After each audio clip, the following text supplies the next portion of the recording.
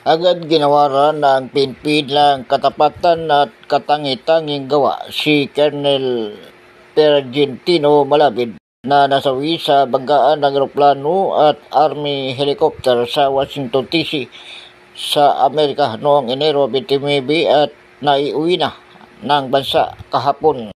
Batay sa ulat ni PNP PAO Chief Police Colonel Randolph Tuanyo, alas 5:04 kahapon ng umaga nang lumapag sa Ninoy Aquino International Airport NAIA Terminal 1 ang eroplano, lulan ang labi ng yumaong pulis.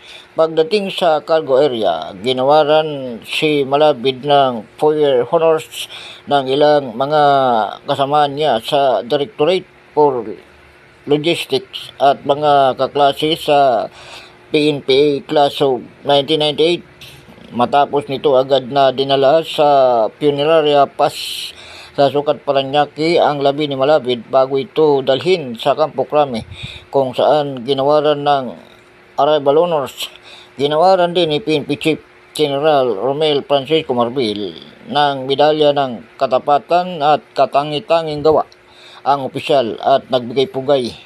Pansamantala namang ibuburol ang labi ni Malabid sa PNP Mortuary sa Campo Crame hanggang Lunes, Pebrero 24. Buhat sa Campo Crame, dadalhin umano ang labi ni Malabid sa kanyang huling hantungan sa Manila Memorial Park sa Santa Rosa City, Laguna.